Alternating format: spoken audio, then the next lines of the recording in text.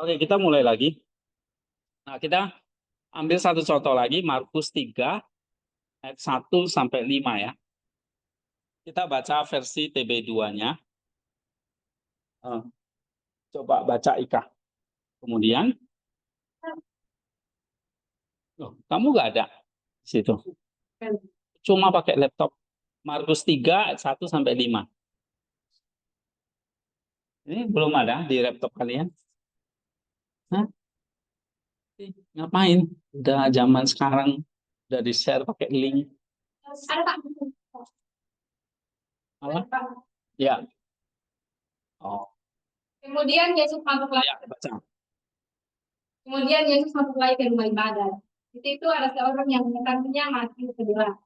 Mereka mengenal Yesus kalau yang menyembuhkan orang itu pada hari Sabat, dan mereka dapat mempersalahkan dia. Yesus kepada orang yang tenangnya mati sebelah itu, mari berdirilah di tengah. Kemudian katanya kepada mereka, manakah yang diperbolehkan pada hari Sabat, berbuat baik atau berbuat jahat, menyelamatkan nyawa orang atau membunuhnya? Tetapi mereka diam saja. Dia tak berbuka karena sekirakan hati mereka, dan dengan marah ia memandang orang-orang di sekelilingnya lalu berkata kepada orang itu, ulurkanlah tanganmu. Orang itu mengulurkannya, maka sembuhlah tangan itu. Oke, baca lagi, Olivia. Kemudian Yesus masuk lagi ke rumah ibadat. Itu ada seorang yang bukannya mati di sebelah. Mereka mengamati Yesus kalau yang menyembuhkan orang itu pada hari Sabat, supaya mereka dapat mempersalahkan dia. Saya itu kepada orang yang banyak yang mati sebelah itu, mari berdirilah di tengah. Kemudian katanya kepada mereka, manakah yang diperolehkan pada hari Sabat, berbuat baik atau berbuat jahat, menyelamatkan nyawa orang atau membunuhnya? Tapi mereka diam saja. Ia sangat berduka karena kekerasan hati mereka, dan bersuara ia memandang orang-orang di sekelilingnya. Lalu ia berkata kepada orang itu, ulurkanlah tanganmu. Orang itu mengulurkan tangannya, maka sembuhlah itu. Markus 3 ayat 1 sampai 5. Ya. Ini udah kalian baca nggak sebelumnya? Ini kan yang diposting udah berapa hari lalu? Tanggal berapa ini? Tanggal 8. Berarti udah seminggu ya. Nah, apa yang kalian dapat di strukturnya? Ada? Artono apa? Dari sampai 5 mencatat bahwa mereka Yesus yang menyebutkan orang itu pada sahabat supaya dapat mempersalahkan dia. Jadi tindakan radikal ini memang selalu menjelaskan segala sesuatu yang baik. Seperti kejadian di Taman Eden, saat Adam dan Hawa melanggar perintah Allah, akan buah pohon yang baik dan jahat. Kita terus mencari celah supaya manusia terjerat dalam hanya yang ada padanya. Tapi Tuhan Yesus Kristus memberikan pembelajaran penting bagi mereka, menghancurkan tindakan mereka yang sangat radikal dengan hukum yang mereka percaya. Dengan pernyataan, manakah yang diperbolehkan pada hari Sabat berbuat baik atau berbuat jahat, menyelamatkan nyawa atau membunuh. Ini orang-orang Yahudi tersebut terdiam. Pernyataan ini mengguncang hati mereka supaya mereka tergerak oleh belas kasih. Namun yang terjadi bukan tergerak hatinya oleh belas kasih, tetapi mereka tetap merasa yang membuat Yesus di sini berduka. Kekerasan hati adalah membakar kebangkitan oleh belas kasih. Jika kekerasan hati ini ibaratnya sebagai kematian rohani seorang dalam tindakan yang radikal, hati yang masih berada dalam ketakutan rohani, sehingga Yesus berduka atas mereka. Namun di balik itu Yesus tetap melaksanakan tugas dan memberikan anugerah kesembuhan bagi mereka yang dan bagi mereka yang mau mengikuti apa yang dikatakan Yesus bagi mereka. Berarti firman Allah dalam konteks ini memberikan kebutuhan pelajaran. Iya.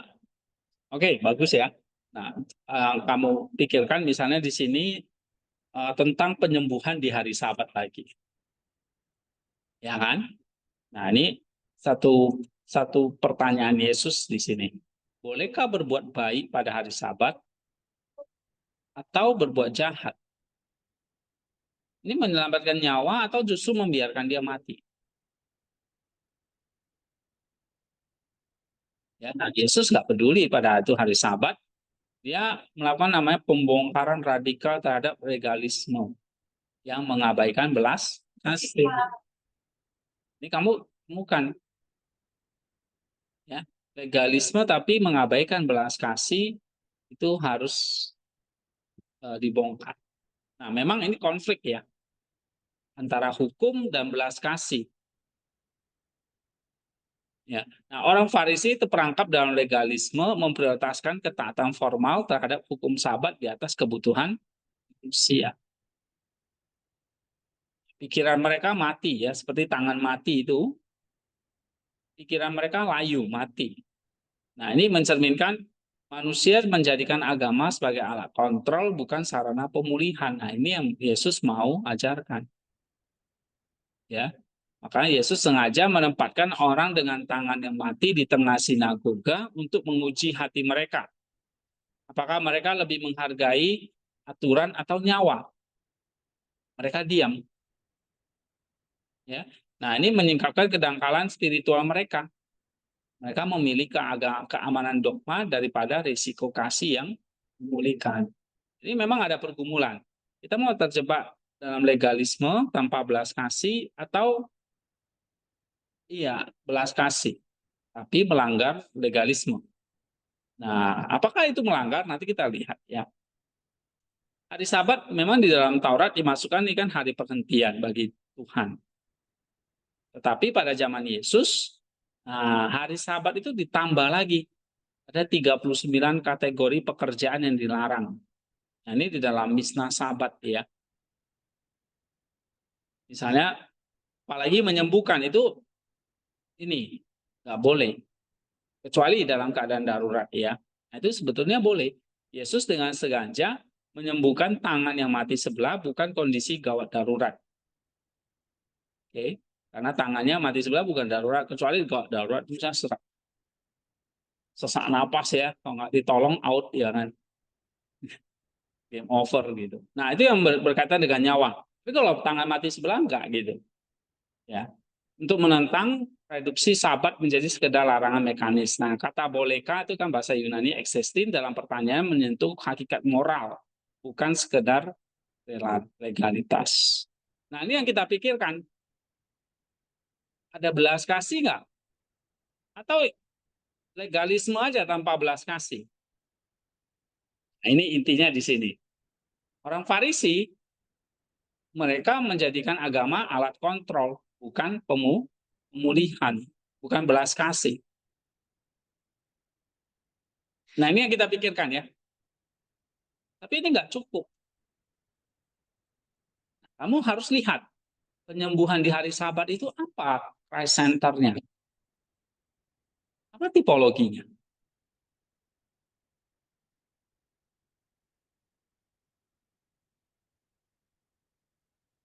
Kalau ini deep structure kan kita bebas nafsir ya. Penyembuhan di hari Sabat. Oh, ini Yesus menunjukkan belas kasih. Dia menentang praktek keagamaan yang tanpa belas kasih. Nah, itu intinya. Jadi dia membongkar radikal terhadap legalisme yang mengabaikan belas kasih. Itu kalau itu kita sampaikan tentang belas kasih itu cuma moral. Ya kan? Nggak cukup. Kita harus sampai tipologi. Tipologi itu tadi dikatakan apa? Kalau kata Florowski. Nih, particular methodology characterize the Christological hermeneutic of the fathers incorporate the use typology and theoria. Ya. Kemudian Florowski bilang typology is the relation between prophetic text and its fulfillment that is either Christ or the church. Nah, ini dia. Harus menemukan sampai Kristusnya. Jadi apa Christ Center-nya?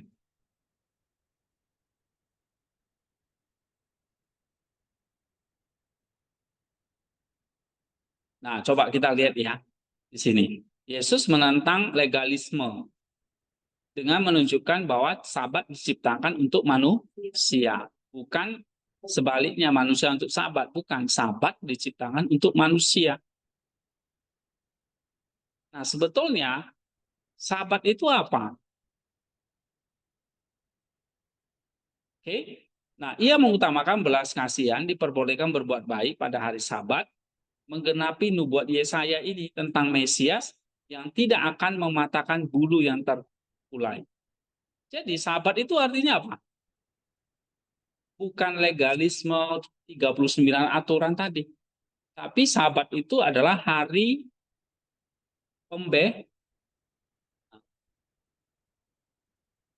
pembebasan, di mana Mesias itu dikatakan tidak akan mematahkan bulu yang terkulai. Ini artinya dia akan memulihkan, menolong, berbelas kasihan kepada manusia. Nah, itulah makna Sabat yang sejati. Hari pembebasan, pemulihan. Ya, coba baca Lukas 13 ayat 16. Lukas 13, 16.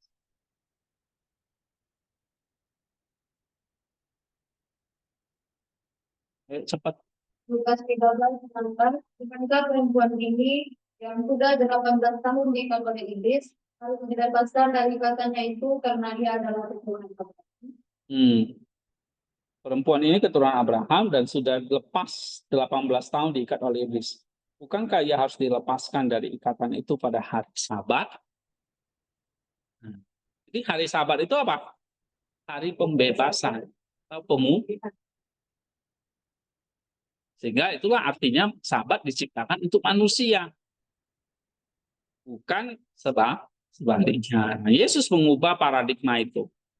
Sehingga Yesus adalah Tuhan atas Sabat. Matius 12 ayat 8. Mengembalikan makna aslinya apa? Merayakan karya penciptaan dan penebusan Allah. Jadi 6 hari Allah mencipta, hari ke-7 Allah beristirahat. Inilah hari pembebasan sebetulnya. Hari raya karya penciptaan dan penebusan Allah. Oke, itu ya. Centernya jadi kita temukan misalnya dalam Lukas 13, Yesaya 42, Ulangan 5, 15, ya kan? Apalagi? Misalnya nih, Matius 12 ayat 8. Ini ayat-ayatnya ini. Nah, sekarang kita baca Eklesial ya, misalnya dari Athanasius. Lalu ada Agustinus, ada Chrysostom. Ini pendek-pendek kok. Ya, nggak panjang. Misalnya Athanasius. Coba baca Olivia. Kalau hanya jadi ada yang takutnya dikatakan itu maka mereka yang memiliki kesannya pula dalam pikiran mereka. Mereka tidak melihat kepada pria cacat itu, juga tidak mengharapkan perbuatan ajaib dari dia yang hendak bekerja. Namun sebelum melakukan pekerjaan itu, sang juru selamat memperpanjang pikiran mereka dengan kata, karena mengetahui kejahatan pikiran dan kedalamannya yang pahit, ia terlebih dahulu melembutkan hati mereka dengan kata-kata agar menghinakan kebiaran pemahaman mereka seraya bertanya, apakah diizinkan untuk berbuat baik pada hari Sabat atau berbuat jahat, menyelamatkan nyawa atau membinasakannya? Sebab jika ia berkata kepada mereka, apakah diizinkan untuk bekerja? Seketika mereka akan berkata, kau berbicara bertentangan dengan hukum. Kemudian ia memberitahu mereka apa yang dilakukan oleh hukum, sebab ia berbicara sebagai dia yang menetapkan hukum mengenai hari Sabat, seraya menambahkan kecuali ini, yaitu yang akan dilakukan demi sebuah kehidupan. Lagi pula, jika seseorang jatuh ke dalam lubang pada hari Sabat, orang Yahudi diizinkan untuk menarik orang itu keluar. Hal ini tidak hanya berlaku bagi seseorang, tetapi juga seekor lembu atau keledai. Dengan cara ini, hukum setuju bahwa hal-hal yang berkaitan dengan pemeliharaan boleh dilakukan. Oleh karena itu, orang Yahudi menyiapkan makanan pada hari Sabat. Kemudian ia menanyai mereka tentang suatu hal yang sulit mereka bantah. Apakah diizinkan untuk berbuat baik? Namun mereka bahkan tidak mengatakannya. Karena saat itu mereka sedang tidak dalam suasana hati yang baik. Iya. Nah, Olivia, apa yang kamu baca di sini?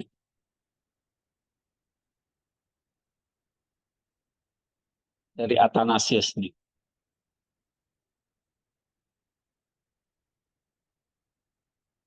Hmm.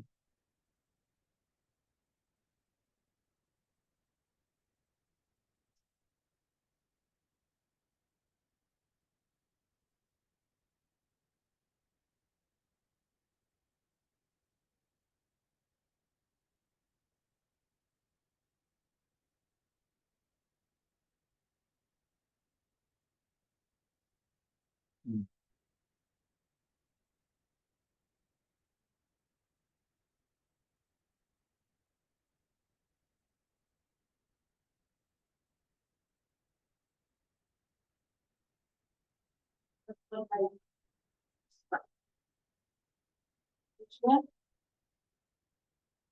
Berbuat baik pada hari Sabat, ya. daripada Oke. Mengutamakan kasih daripada hukum. Oke, apa lagi? Mereka itu untuk dalam pikiran, artinya mereka itu tidak memiliki belas kasihan terhadap walaupun mereka itu lebih ke mereka ini fit dari mereka Musa, dan sehingga mereka melaksanakan. Cuman pemikiran mereka terbatas dalam bagaimana mereka itu memiliki sebuah belas kasihan dan pertolongan. Walaupun hari Sabat itu tidak boleh kerja, tidak boleh menyembuhkan orang sakit, tapi dalam tindakan mereka itu tidak ada sebelas kasihan dalam menyembuhkan orang yang sakit. Tapi Yesus menunjukkan, walaupun secara personal kita walaupun Tuhan Yesus melakukan Musa, tetapi Yesus itu masih mempunyai belas kasihan, tapi bukan dalam arti ketika dia terkena sakit yang melanggar tidak, tapi karena dia belas kasihan. Enggak, yang dikatakan Athanasius nih loh, misalnya. Nih ya. Nah, ini loh. Apa yang kamu pelajari misalnya? Ini ya, contoh kalau saya kayak gini. Simpelnya, biar nggak bingung. Ya. Athanasius kan di sini mengkontraskan tajam, ya kan. Tangan yang mati dan pikiran yang layu. Tangan yang mati itu ini orang yang mau disembuhkan. Oke? Lalu ada pikiran yang layu dari para pemimpin agama. Kamu lihat di sini. Ya. Ada tangan yang lumpuh atau mati. Tapi ada pikiran yang layu dari pemimpin agama atau orang-orang Farisi dan ahli Taurat itu. Ya. Nah, ini yang dikatakan di sini, mereka tidak melihat kepada orang cacat itu. Gitu ya. Mereka itu siapa? Ahli-ahli Taurat itu. Oke. Nah, terus dikatakan mereka tidak peduli pada penderitaan manusia sini. Ahli-ahli Taurat itu nggak peduli. Mereka tidak melihat, tidak mengharapkan perbuatan ajaib, ya. Yang mereka peduli itu aturan keagamaan mereka. Tapi Yesus tahu pikiran mereka, kedalamannya yang pahit, kata Athanasius. Nah, tapi Yesus mau melembutkan hati mereka dulu. Maka dia bertanya, apakah diizinkan untuk berbuat baik pada hari Sabat atau berbuat jahat? Menyelamatkan nyawa atau membinasakannya? Ya, dia nggak mengatakan gini, apakah diizinkan untuk bekerja? Tapi dia katakan, apakah diizinkan berbuat baik? Kalau bekerja udah pasti enggak. Tapi berbuat baik gimana? Boleh enggak? Nah, mereka jawab apa? Engkau berbicara bertentangan dengan hukum Taurat. Kamu jawab boleh, tapi orang-orang mereka bicara apa? Ini bertentangan dengan hukum Taurat. Nah, lalu Yesus tahu. Maka Yesus memberitahu mereka lebih keras lagi. Ya kan? Nah, kecuali ini yang yaitu yang akan dilakukan demi sebuah kehidupan. Bagaimana kalau ini demi sebuah kehidupan? Nah, lalu kalau orang jatuh, ke dalam lubang pada hari Sabat, ya kan? Orang Yahudi diizinkan untuk menarik orang itu keluar karena gawat darurat. Oke, tapi ini tidak berlaku untuk lembu, keledai, nggak berlaku. Ya, dengan cara ini hukum Taurat setuju bahwa hal-hal yang berkaitan dengan pemeliharaan boleh dilakukan. Oleh karena itu orang Yahudi menyiapkan makanan pada hari Sabat. Lalu Yesus menanya mereka lagi tentang satu hal yang sulit buat mereka bantah, apakah diizinkan untuk berbuat baik. Namun mereka tidak berani mengatakan, diam kan? Oke. Nah, karena saat itu mereka sedang dalam suasana hati yang tidak dalam suasana hati yang baik. Nah, jadi kita lihat di sini Athanasius itu mengkontraskan ya bagaimana antara orang-orang Farisi ini yang pikirannya sudah mati dengan tangan yang mati atau orang yang sakit tangannya sebelah. Nah, Athanasius menekankan bahwa Yesus membaca pikiran mereka dengan kata-kata sebelum menyembuhkan. Ini atau upaya untuk melunakkan kekerasan hati mereka melalui logika kasih kan. Oke, nggak boleh bekerja. Tapi kalau berbuat baik, boleh nggak? Boleh nggak bekerja? Tapi Yesus gantinya boleh nggak berbuat baik? Nah, mereka juga nggak berani jawab. Ya kan? Nah, bolehkah bekerja pada Sabat? Mereka pasti menjawab, kau melanggar aturan, melanggar Taurat. Nah, maka ia mengungkapkan maksud sejati hukum Sabat. Kehidupan manusia lebih berharga daripada ritual atau legalisme. Nah, ini yang dikatakan oleh Athanasius. Ya, jadi Athanasius itu mau menggambarkan gimana pikiran mereka, pikiran yang layu dari para pemimpin agama itu. Ya. Oke, sekarang Agustinus. Nah, ini lebih pendek, lebih gampang.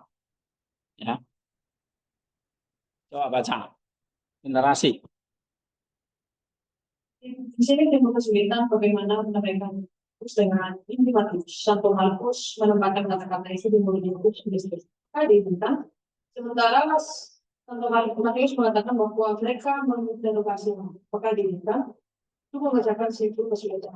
Jadi kita harus memahami bahwa mereka pertama-tama melakukan pertanyaan kepada kita. Maka dibutuhkan untuk menemukan karena Sabat atau bahwa Yesus mengenai pikiran rahasia mereka, bahwa mereka ini mencari alasan untuk bertemu tempatnya orang sakit itu di tengah-tengah mereka dan mengatakan apa yang dicatat dalam Markus ini.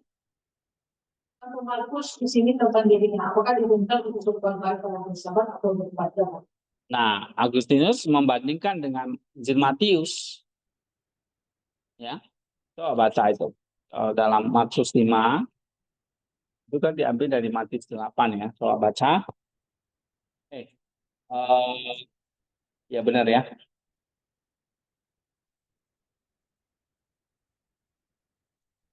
Oh, ini Matiusnya. Matius 5 ayat 1 sampai 5. Dalam Markusnya ada di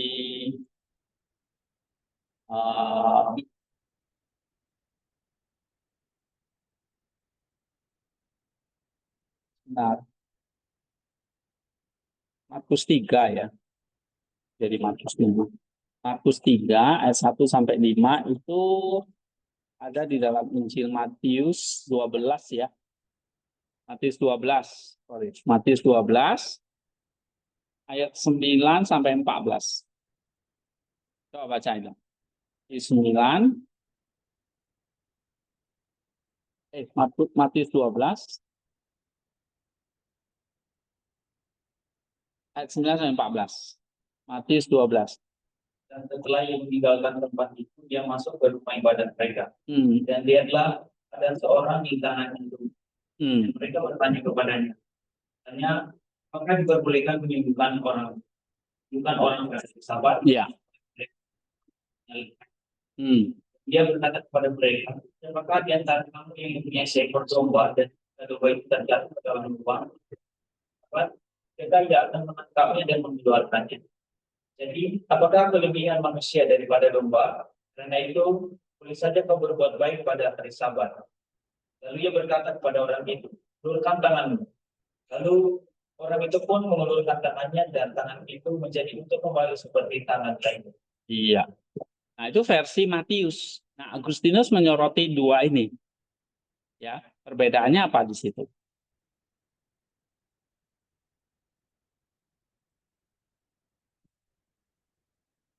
Versi Matius dan Markus. Markus menempatkan kata-kata itu di mulut Yesus, apakah diizinkan. Sedangkan Matius mengatakan mereka menginterogasikan apakah diizinkan. Ini ada perbedaan di sini. Ya. Nah, ini kenapa ada perbedaan tampak? Nah, kita harus memahami bahwa mereka pertama-tama mengajukan pertanyaan kepada Tuhan kita. Apakah diizinkan untuk menyembuhkan pada sahabat atau tidak? Dan Yesus tahu pikiran rahasia mereka. Mereka hanya ingin mencari alasan untuk menuduhnya. Maka ditempatkanlah orang sakit itu di tengah-tengah mereka. Dan mengatakan apa yang dicatatkan Markus di sini tentang dirinya. Apakah diizinkan untuk berbuat baik pada hari Sabat atau berbuat jahat. Ya, jadi maksudnya gini, Agustinus ini dia mau memecahkan teka-teki perbedaan Matius dan Markus. Ya, dengan menjelaskan bahwa Yesus membaca pikiran tersembunyi. Pertanyaannya bukan sekedar retoris, tetapi menusuk ke jantung hipokrisinya orang Farisi itu, munafik ya. Mereka merencanakan pembunuhan pada hari yang dikuduskan untuk kehidupan. Dengan membandingkan menyelamatkan nyawa dan membunuh, Yesus membalikan tuduhan merekalah pelanggar sahabat sejati. Di sini menurut Agustinus, justru merekalah yang justru melanggar sahabat itu karena mereka punya keinginan apa? Membunuh Yesus. Gitu. Ya, karena Yesus tahu pikiran mereka. Nah, ini yang di versi Matius kan, Yesus tahu pikiran mereka. Justru mereka lah yang sebetulnya melanggar hari Sabat karena mau membunuh. Oke, itu maksudnya. Nah, sekarang Chrysostom. Coba baca di Smart. Ya, Dia dengan tangannya kuku, majulah. sini kemudian dia mengisi mengenai apakah diizinkan untuk berbuat baik kepada sahabat. Jikalau belas kasihannya yang lembut dari Tuhan ketika ia dengan sengaja membawa pria dengan tangan yang lumpuh itu cepat ke hadapan mereka. Yang berharap bahwa pemandangan itu dapat menentukan hati mereka agar mereka menjadi sedikit kurang dengki dengan melihat penderitaan. Dan mungkin mereka memperbaiki jalan hidup mereka sendiri. Namun mereka tetap keras hati dan tidak berperasaan. Mereka lebih memilih untuk merusak nama Kristus daripada melihat pria malam ini disembuhkan. Mereka mengkhianati kejahatan mereka tidak hanya melalui permusuhan mereka terhadap Kristus, tapi juga dengan melakukannya dengan penuh ketidaksengajaan, sehingga mereka memperlakukan dengan jijik belas kasihannya kepada orang lain. Iya, memilih Injil Santo Matius. Oke, apa yang kamu tangkap di sini tentang Chrysostomos?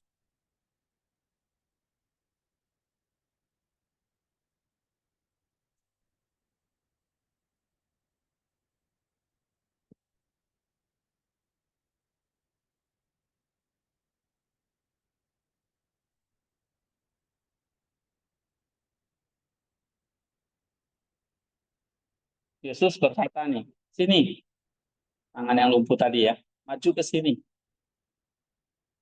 Lalu dia tantang orang Farisi. Ini boleh nggak berbuat baik pada hari Sabat? Ya, nah lalu Chrysostom bilang, perhatikan belas kasihan yang lembut dari Tuhan ketika ia dengan sengaja membawa pria dengan tangan yang lumpuh itu tepat ke hadapan mereka. Ya, dia berharap bahwa pemandangan kemalangan itu dapat melembutkan hati mereka. Agar mereka menjadi sedikit kurang dengki dengan melihat penderitaan itu. Dan mungkin karena duka cita mereka memperbaiki jalan hidup mereka. Tapi mereka tetap keras hati, ya kan? Tidak berperasaan. Nah, mereka lebih memilih merusak nama Kristus daripada melihat pria malang ini disembuh. Mereka mengkhianati kejahatan mereka, tidak hanya melalui permusuhan mereka terhadap Kristus, tapi juga melakukannya dengan penuh ketidaksenangan, sehingga mereka memperlakukan dengan jijik belas kasihannya kepada orang. Nah, ini artinya Yesus bagaimana menggunakan strategi kan, mendekati atau menunjukkan tentang kebenaran kepada orang Farisi, tetapi mereka kan keras kepala. Nah, ini strategi Yesus yang penuh kasih, membawa si sakit ke tengah, agar para pemimpin agama tergerak oleh penglihatan langsung akan penderitaan. Tetapi mereka melakukan namanya kekerasan hati. Ya, porosintes kardias, membuat mereka tetap membatu. Chrysostomos mengecam prioritas mereka, mereka lebih memilih menghancurkan nama Kristus daripada melihat kesembuhan orang. Nah, ini yang dikatakan oleh Chrysostom. Jadi kamu nangkep idenya. Oh, Chrysostom ini mencatat tentang strategi Yesus. Lalu idenya Agustinus ini teka-teki antara Matius dan Markus. Kamu catat idenya. Athanasius ini mengkontraskan tajam antara angan yang mati dengan pikiran yang layu dari para pemimpin agama.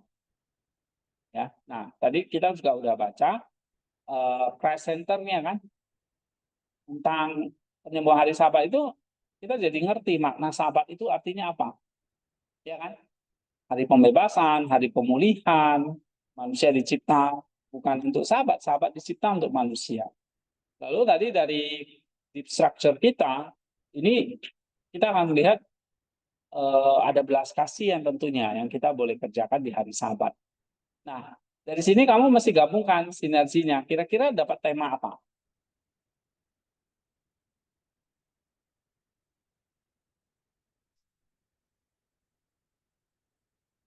Tema apa yang mau kamu tulis?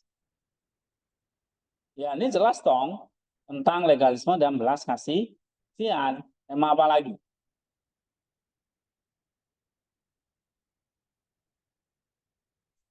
Iya, Sabat itu tentang pemulihan, ya kan? Terus apa lagi? Hah? Ini, ya, antara tadi strategi Yesus itu belas kasih atau kekerasan hati, ya, atau hukum melawan belas kasihan. Nah, kayak gitu. Jadi ada tema-tema besar yang kalian sudah ada, ya. Coba baca, Sophie. Pertanyaan Yesus. Pertanyaan Yesus dalam Markus 3 ayat 4, bolehkah berbuat baik pada hari Sabat untuk berbuat jahat Atau berbuat jahat?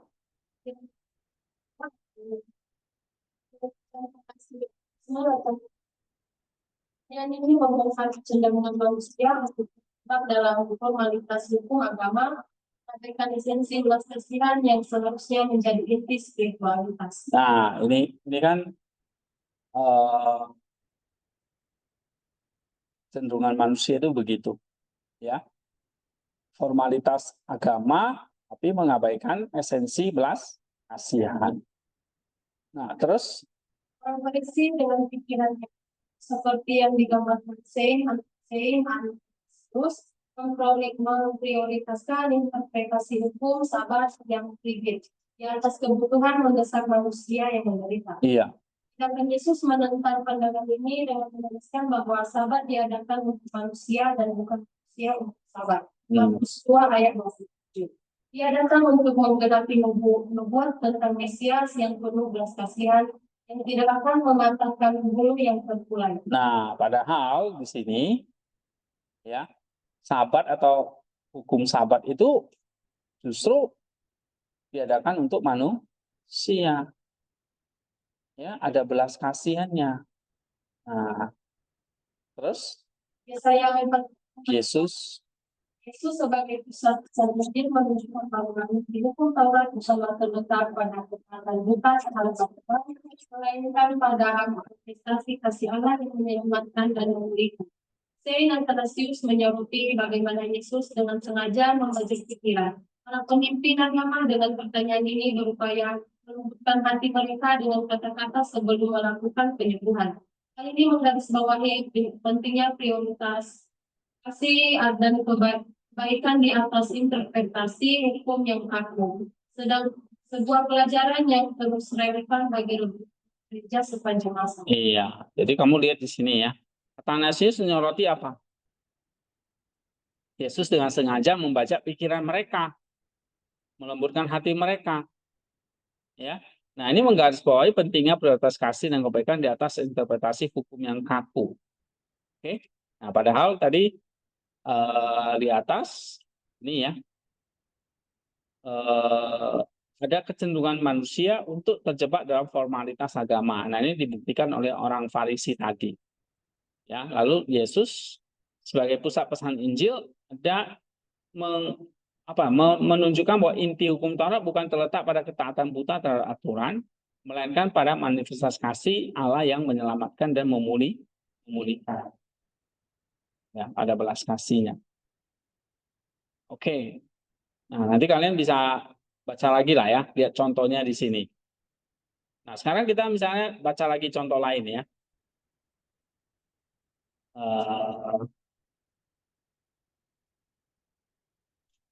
Ini Sostom lumayan panjang. Coba Amsal lagi deh. Amsal itu nggak terlalu sulit. Amsal 6, 8 udah ya. 5, 4. Nah ini misalnya ya. Coba baca Amsal 5 ayat 4. Ini siapa? Lestari ini.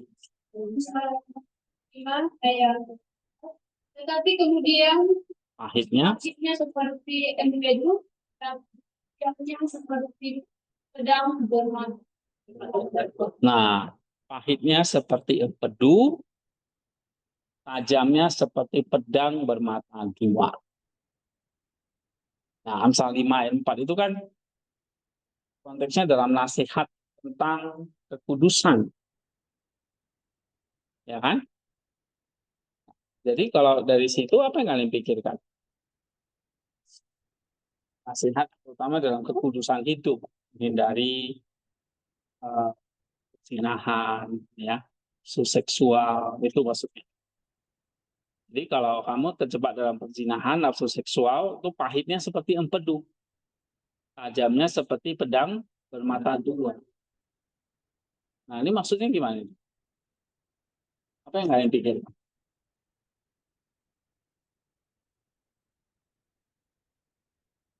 Dosa itu nikmat, tetapi nanti ujungnya akan pahit. Ya, pahit seperti empedu. Atau ujungnya itu nanti akan berakhir binasa seperti pedang yang membunuh kita, tajam. Nah, misalnya itu yang kamu pikirkan. Kamu tuliskan gitu. Apalagi?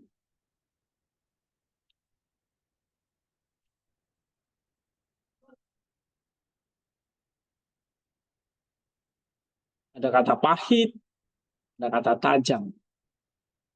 Empedu, pedang bermata dua.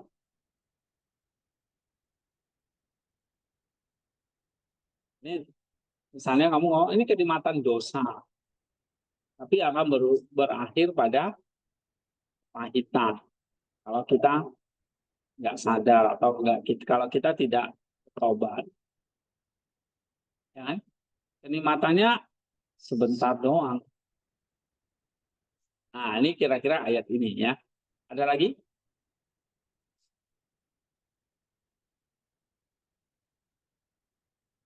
Oke, coba ya. Baca. Lestari ini. Amsal 5. Amsal 5 ayat 4.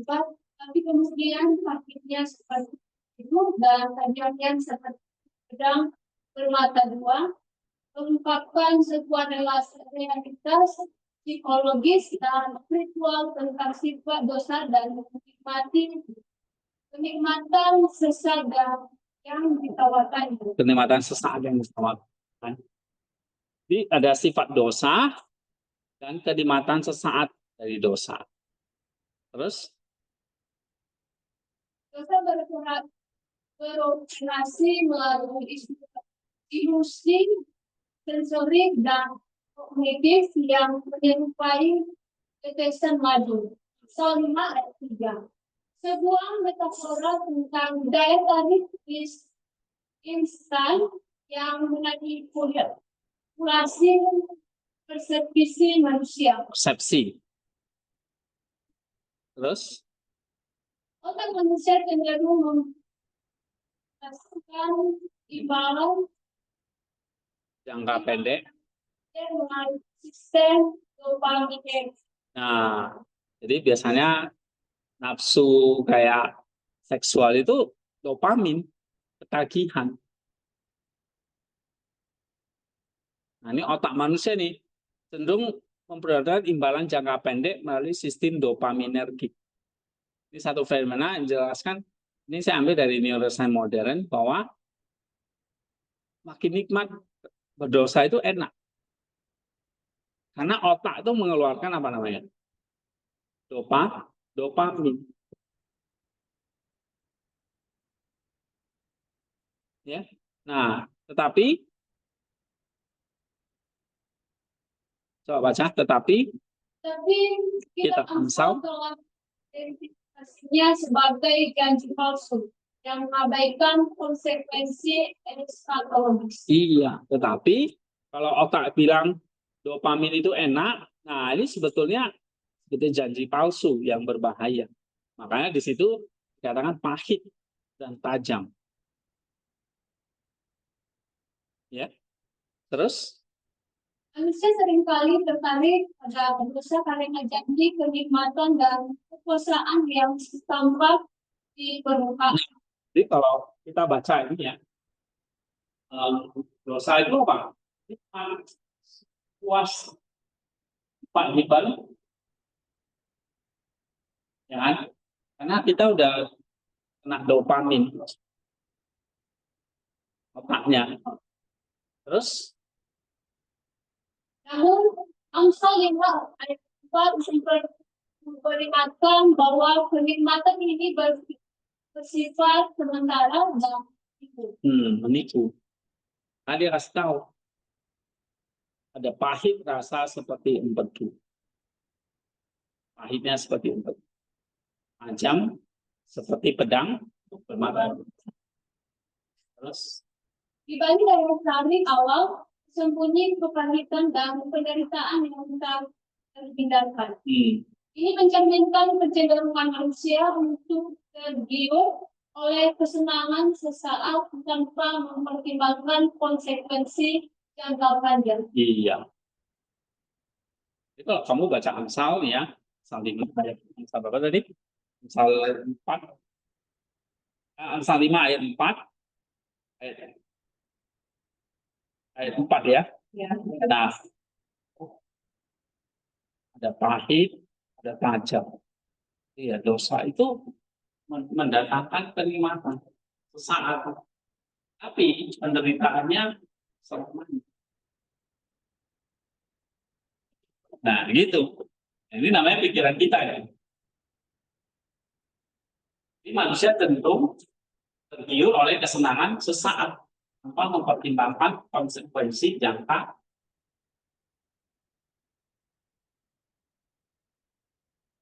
Ya. Terus metafora.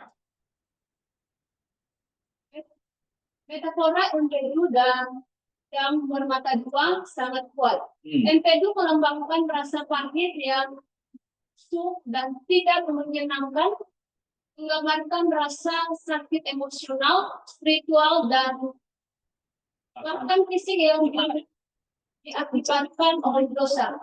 Kadang bermata dua mendatangkan sifat dosa yang menyerupai senjata mendalam dan dari berbagai sisi, baik bagi pelaku dosa maupun orang-orang di sekitarnya. Iya. Jadi tahu kan, si Salomo itu pakai metafora.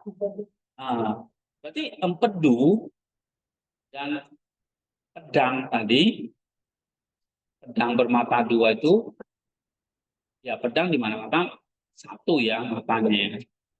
Sampai dikatakan bermata dua itu berarti sangat tajam, ya kan? Sentuh kulitnya Wiki aja nanti bukan tergores, patah tangannya. Karena tajam. Nah, ketajaman itu atau kepahitan itu menggambarkan apa? Kalau kepahitan rasa sakit, emosional, spiritual, fisik. Tajam pedang mengapa efek dosa yang menusuk hati, nurani, ya kan? Kadang kita ada alat nggak dipakai ini ya. Nah ini, oke. Kalau empedu melambangkan apa? Sakit, ya. Sakitnya itu enggak apa ya, menusuk gitu. Sama kayak tajam, pedang yang tajam ini menusuk hati nurani. Kalau kena pedang itu berarti kita apa? Meninggalkan luka yang sulit Sebutkan. Nah ini ide-ide kita. Kamu coba lihat. Tadi kan udah belajar metafor ya. Du, pedang bermata dua. Nah, ini coba alegorinya apa atau metafornya apa? Kamu ceritakan, ya. Nah, tadi pedang bermata dua itu efeknya tajam, berarti bisa melukai, ya kan? Apalagi kalau pedang itu berarti apa? Tajam, jadi bisa melukai, ya kan? Menusuk, atau meninggalkan luka, melukai. Nah, empedu yang begitu pahit, ya kan? Nah, itu berarti apa? Kalau pahit itu kan tidak enak, tidak menyenangkan. Mati. Nah, ini baterainya udah lama ya. Oh, udah.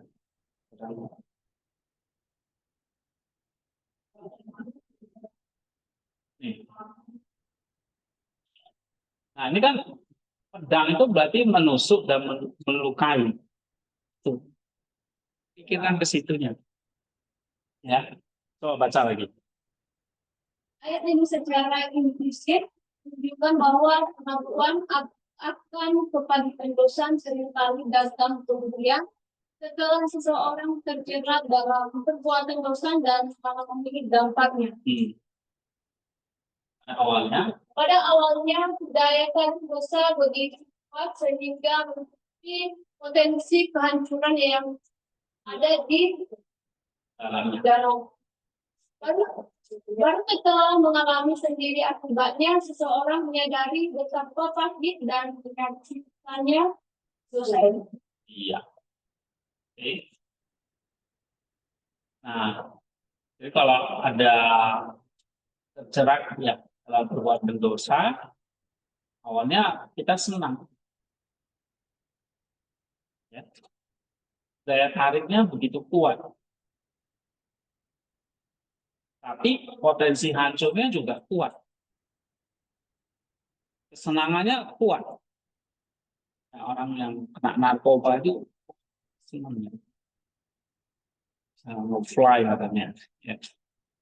Tapi hancurnya juga dalam. Ya.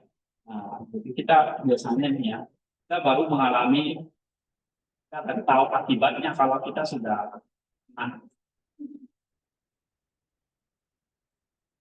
ya, baru mengalami sendiri akibatnya, baru menyadari pahit dan menyakitkan. Oke, ini deep structure-nya. Jadi kalau kita ringkas, misalnya, pikiran kita apa di sini? Nah, Amsal tadi. Dosa itu,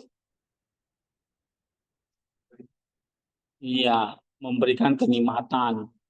Punya daya tarik yang kuat.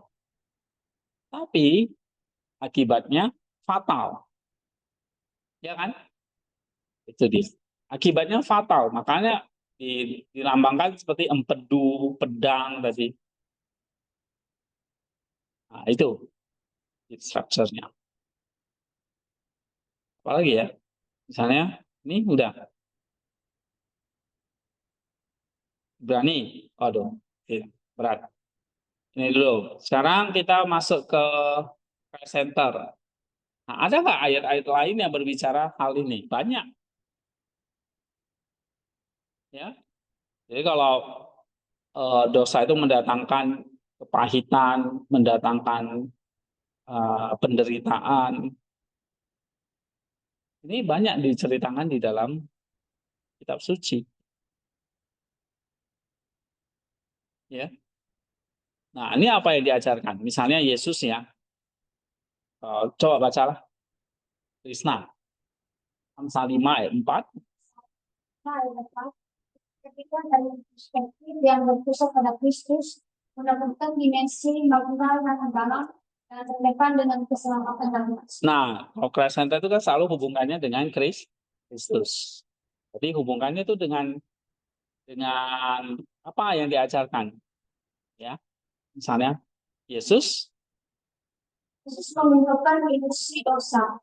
Yesus sendiri seringkali berbicara tentang sifat dosa yang ia menunjukkan bahwa dosa meski tanpa menarik di awal pada akhirnya membawa kepada kehancuran.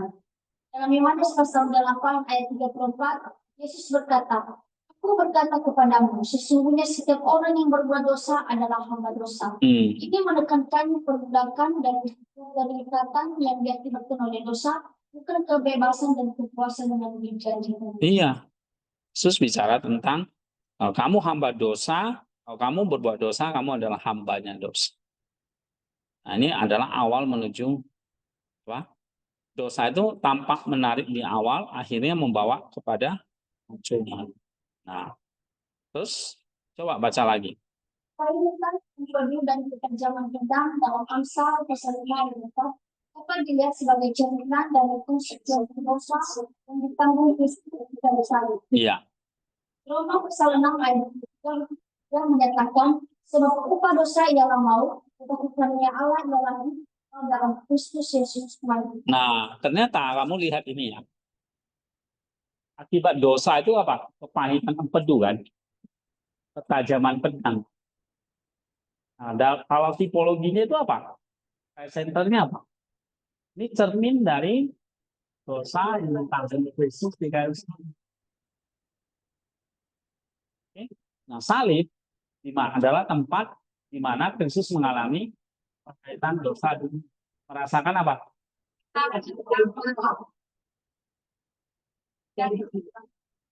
Namun, nah akhirnya nih, upah dosa ialah maut, tetapi karunia Allah adalah hidup kekal dalam Kristus Yesus. Jadi Yesus menanggung kepahitan empedu itu dan ketajaman pedang tadi, supaya dia bisa menghancurkan kuasa dosa dan maut. Intinya dia harus mengalami penderitaan supaya dia mati. Dengan matinya itu dia baru bisa masuk ke alam maut itu untuk mengalahkan maut. Ya, ketaatannya mengalahkan dosa, kematiannya mengalahkan maut. Oke, dengan kebangkitannya. Nah, itu dia. Baru dia bisa menghancurkan kuasa dosa dan maut. Kalau dia belum bisa menelan kepahitan empedu dan ketajaman pedang itu, ya dia belum bisa mengalahkan dosa. Ya. Nah, itu Kristus. Kamu jangan coba-coba.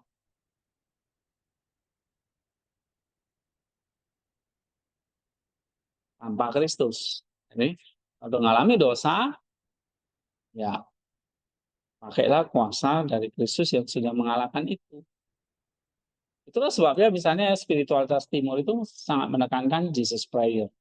Karena dalam nama Yesus, segala kuasa kejahatan, iblis, atau maut itu sudah dikalahkan. Jadi kita pakai senjata itu. Kalau kamu sendiri ya kamu terseret aja. Namanya dosa itu nikmat. Ya kan? Misalnya orang bilang gosip, makin gosok makin sip. Ya kan? Itu gosip.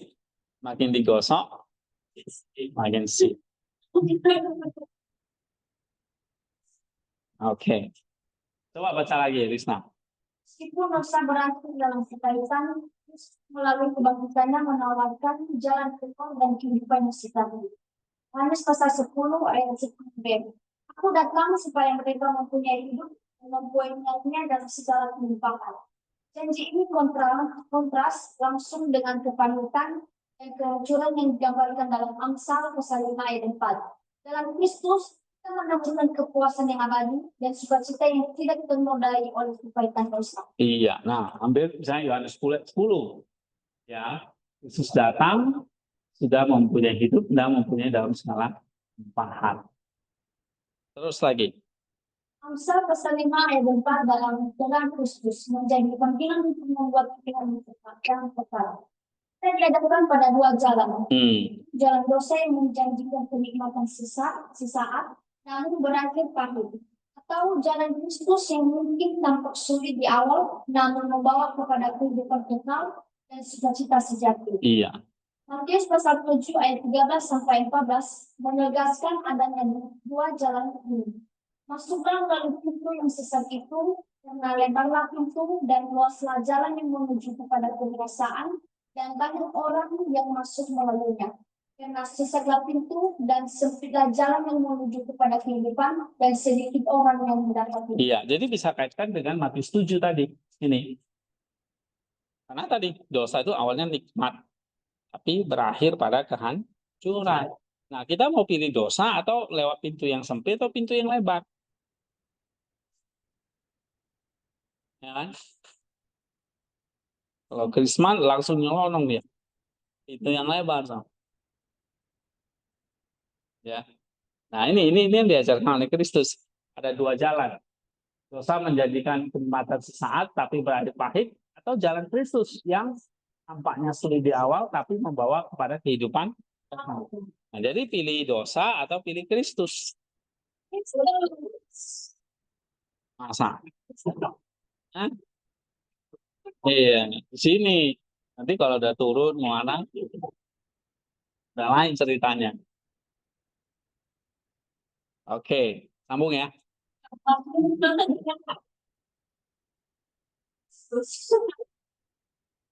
Oke, satu aja. Misalnya contoh Athanasius. Nih, dia komentarnya. Coba baca lagi, Risna. Bahkan ketika orang berdosa mencari kepuasan, dia tidak menemukan buah dosanya menyenangkan. Seperti yang dikatakan Tuhan Allah di tempat lain, roti yang sedikit puas sedang bagi manusia, tetapi setelah dimakannya mulutnya akan penuh keriput. Dan bibir perempuan zina meneteskan madu dan untuk sementara rasanya manis, tetapi pada akhirnya engkau akan mendapat yang lebih pahit dari empedu dan lebih tajam dari pedang bermata dua. Jadi dia makan dan cukup senang untuk sementara waktu. Kemudian ketika sudah terlambat, ketika ia telah memutuskan jiwanya dari Allah, ia menolaknya. Tapi orang bodoh tidak tahu bahwa mereka yang terputus dari Allah akan binasa. Nah, tadi apa yang dikatakan Athanasius?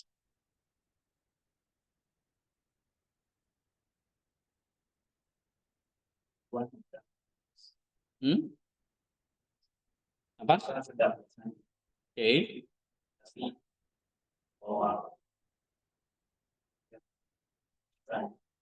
Kehancuran. Nah, ada hubungannya nih, misalnya nih, bibir perempuan zina meneteskan madu. Rasanya manis. Tapi nanti kamu akan mendapatnya lebih pahit dari empedu. Ya. Jadi cewek-cewek itu jangan banyak menggoda atau cowok menggoda cewek. Oke. Nah, ini karena akan jatuh ke dalam zina. Rasanya manis sementara, tapi akhirnya pahit. Atau ia makan dan cukup senang sementara waktu. Tapi ketika sudah terlambat, dia baru sadar jiwanya sudah terputus dari Allah. Ya. Tetapi orang bodoh tidak tahu bahwa mereka yang terpusat dari Allah akan binasa. Nah, apa yang mau dikatakan Athanasius?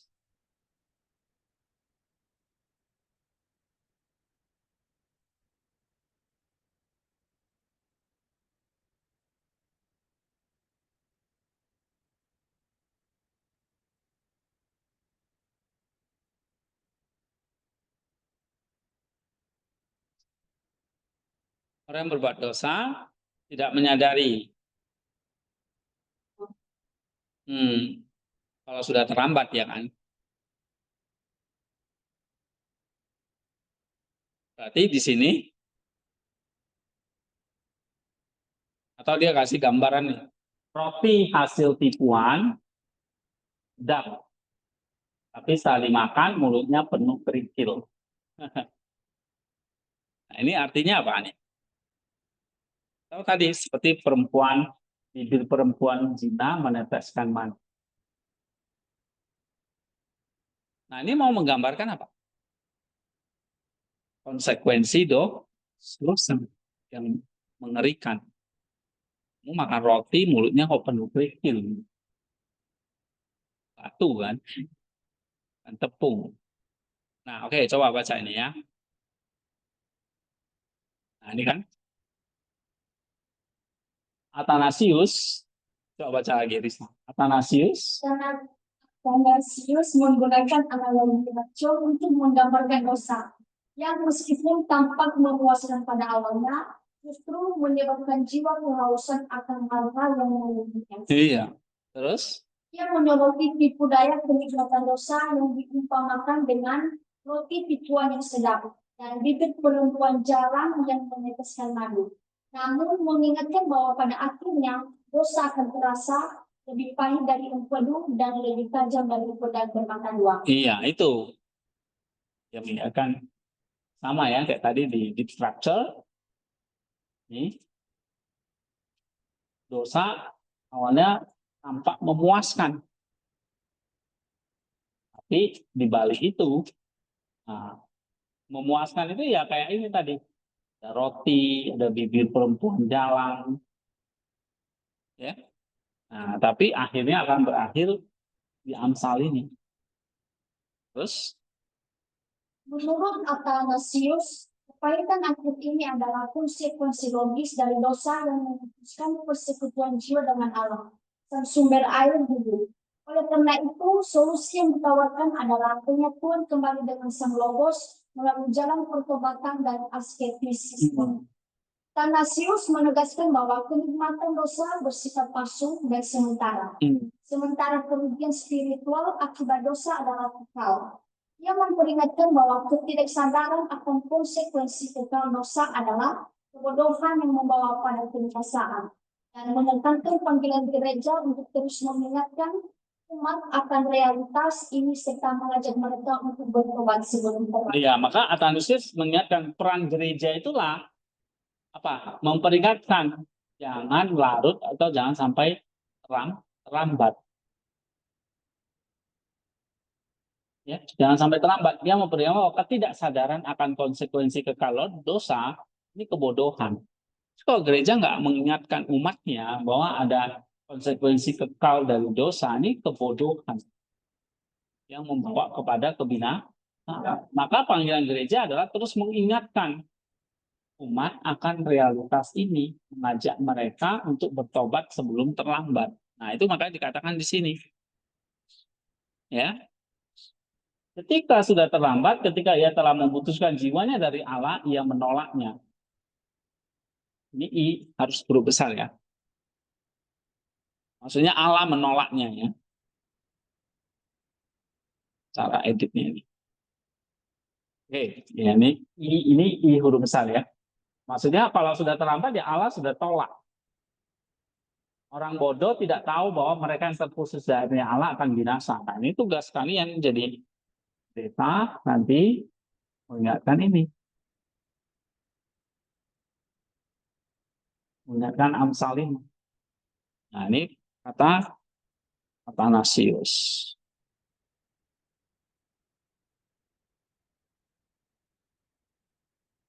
Oke. Ya, ini bawa Chrysostom.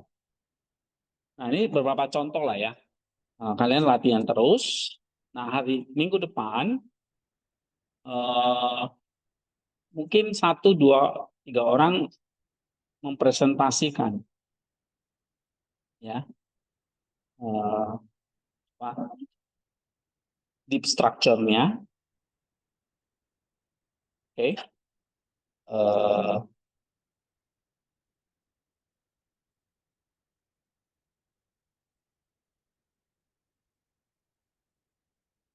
Oh iya, berarti udah mulai masuk ke deep structure. Nanti untuk minggu depan deep structure dari paper kalian dan eklesialnya. Kita baru 2 ini ya, fokus deep structure, Christ center dan ya eklesial. Nah, nanti saya akan kasih tugas. Kalau minggu ini kan kalian kalau untuk paper kalian kan masih cari kutipan Bapak Gereja. Ya. Nah, nanti udah mulai harus kerjakan deep structure-nya ini. Ya, kerjakan deep structure-nya, center-nya, dan nanti eklesialnya. Eklesialnya saya menyuruh kalian tuh masih kutipan Bapak Gereja, lalu tulis analisisnya, 1 paragraf. Ya, seperti ini. Tapi, seperti contoh ya, contohnya seperti ini. Nah, tapi kan yang ini belum. Christ center dan deep structure-nya. Nah, minggu depan mulai nih, kalian coba misalnya ambil ayat apa nih? Apa deep structure-nya? Apa Christ center-nya? Lalu apa 1 Bapak Gereja? Misalnya eklesianya siapa? Nah, latihan seperti itu. Untuk paper masing-masing. Ya, siapa yang akan dipanggil ya serah gitu. Jadi semuanya harus siap-siap. Ya. Misalnya, iya, Olive misalnya. Nah, jelas di depan 1, tengah 1, belakang 1. Kalau nggak siap, nah dikasih empedu.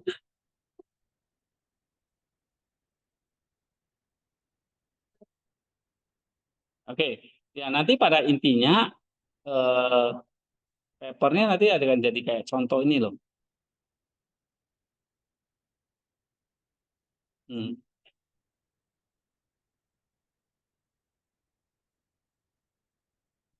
Kayak contoh gini, misalnya itu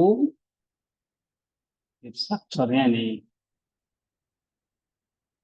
senternya ini, apa gerejanya ini, energinya ini. Nah, itu ayat nanti ayat yang kedua ini, ayat ini, ya. Kalau ayatnya cuma 1, ya berarti kamu harus lebih dalam lagi. Gitu, Bapak gerejanya harus lebih banyak. Ya. Kalau enggak nanti cuma 3 halaman dong papernya. Ini kan ada berapa ayat nih? 3 ayat ya kan? Oke, jadi berarti udah mulai ya, mulai cicil. Eklesialnya saya suruh kalian baca Bapak gerejanya. Tapi kan deep structure dan centernya itu di Yohanes 1 ayat 43 ya. Nah, minggu depan mulai ayat kalian sendiri. Apa deep structure-nya? Apa Christ center-nya? Eklesialnya. Gitu.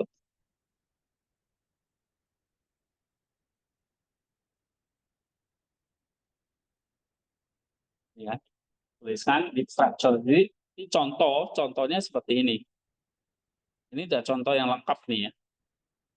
Nah, lapisan 1-nya belum, lapisan 2 nih masih. Nah, lapisan 2. Nah, ini kalian masih ngerjain lapisan 2-nya. Ya, 2, structure-nya dulu. Nah, center, eklesial. Nah, baru nanti minggu depan kita lihat lagi contoh-contoh sintesisnya. Ini, ya. Oke, Christoph, ada pertanyaan?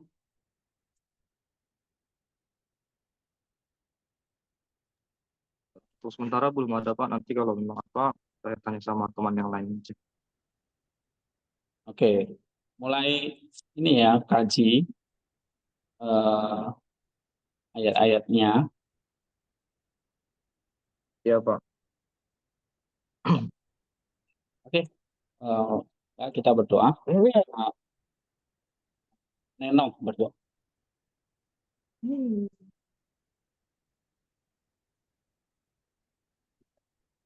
Syukur Tuhan dari yang ada Tuhan. Dan apa yang kita pelajari itu biasa. Kita sudah dalam Iya. Tuhan